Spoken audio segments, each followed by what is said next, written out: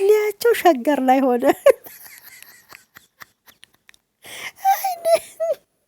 አሁን ደግሞ ሄርሜላና አብርሽ በቃ ሩታ እንግዲህ አቤልም አግኝቷት የአብርሽ ቀለበት ስላለበት እንሂድና ደስታሽን ግለጪ ብሏት ነበረ።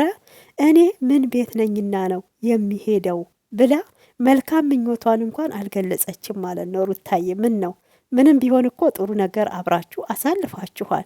ስለዚህ የልጅ አባት የድሮ ባሌ ብዙ መስዋዕት የከፈልኩልክ እንኳን ደስ ያለክ፣ ሔዋንክን አግኝተካል፣ እኔን ገፍተክኛል ነበር ማለት የነበረባት ግን አላለችም። መልካም ምኞቷን አልገለጸችም ሩታ ማለት ነውና አብረሽ ይመችክ ይመችክ። እኔ ቆይ ሴቶቹ ላይ መስተፋቅር እያሰራ ነው ይሄ ልጅ ወይንስ እንደው የእህል ውሃ በቃ የአይነ ግቡ አለው? ሴቶች ሁሉ እየሄዱ እንደዚህ የሚያብዱለት ማለት ነውና እንግዲህ ሄርሜላ ራሷ ናት ቀለበት እንዲያደርግላት የጠየቀችው። ሰላምክን እሰጥካለሁ፣ እኔ እናንተ አብረን ነው መሆን ያለብን፣ ማንንም እንዳትሰማ አስደስትካለሁ ብለዋለች። አብርሽ በዚህ ጉዳይ ተስማምቷል ማለት ነውና የሄርሜላን ስምምነት ቃሏን ፈጽሟል።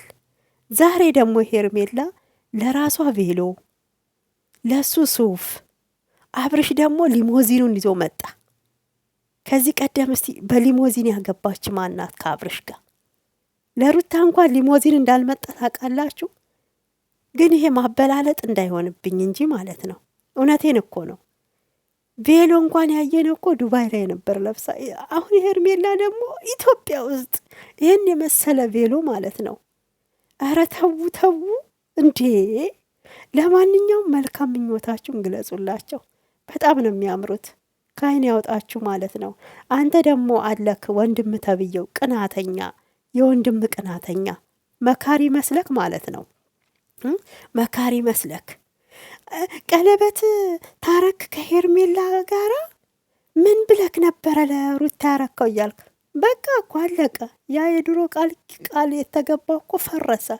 ድጋሜ ቀለበት እንዲያረግላት ነው ወይስ ምንድን ነው የምትለው ማለት ነው እንዴ?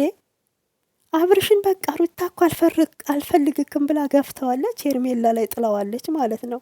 አንዳንዴ እኮ ስትገፉ ጥሩ ነው። እንግዲህ መገፋት የሚወድ ወተት ብቻ ነው እኛ የምናውቀው፣ ግን ወተትም ስትገፉት ነው ቂቤ የሚያወጣው። ስለዚህ ምንም ቢሆን ሩታም እኔ ተከፍታ እንድትኖር አልፈልግም። ሩታዬም በአዲስ ነገር ነይና ማለት ነው። እውነቴን ነው። በአዲስ ነገር ብቅ በይና ዓለም ጉድ ይበል፣ ዓለም ጉድ ይበል፣ ዓለም ጉድ ይበል።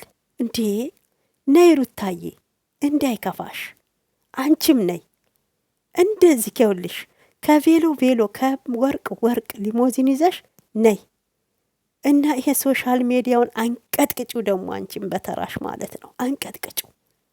በቃ ተረኛ ሄርሜላና አብርሽ ነበሩ ዛሬ ወይ ነገ ተነገ ወዲያ። ሩታዬም ደግሞ ከአንዱ ጋር ነይ።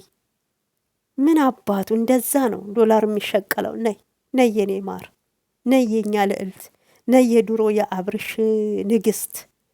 አሁን የአብርሽ ንግስት ሄርሜላ ናት። ነይ ማለት ነው። እና እያስፈራራከው ነበረ ወንድምክም ማለት ነው።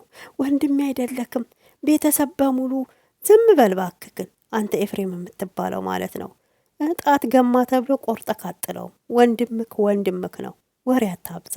ስለዚህ ምናልባት ዛሬ ቀለበት ከሄርሜላ ጋር ስላረገ ተከፍተክ ነው፣ ደስ አላለክም። አንዳንዴ እኮ የወንድም ቅናተኛ አይጣልባችሁ። እውነት ምቀኛ እኮ ከሩቅ አይመጣም ከጎረቤት እንጂ ማለት ነው። ደግሞ ይሄ ከቤት የሚመጣ ምቀኛ እኔ ከየት እንደሚመጣ አታውቁትም ማለት ነውና አሁን ለአብርሽ አዝነክ ሩታን የጠቀምክ መስሎክ ነው። አለቅላቂ ዝም ብለህ አታለቅልቅ። በቃ ተፋቱ አይደል? እሷም ሰላሟን ትኑር፣ እሱም ደግሞ ህይወቱን ይቀጥል። ልጁ ከሩታ አይነጠልም እያልክ ነው። መቼ ሄርሜላ ልጁን አምጣልኝ አለችክ? ሄርሜላ እኮ በቅሎ አይደለችም።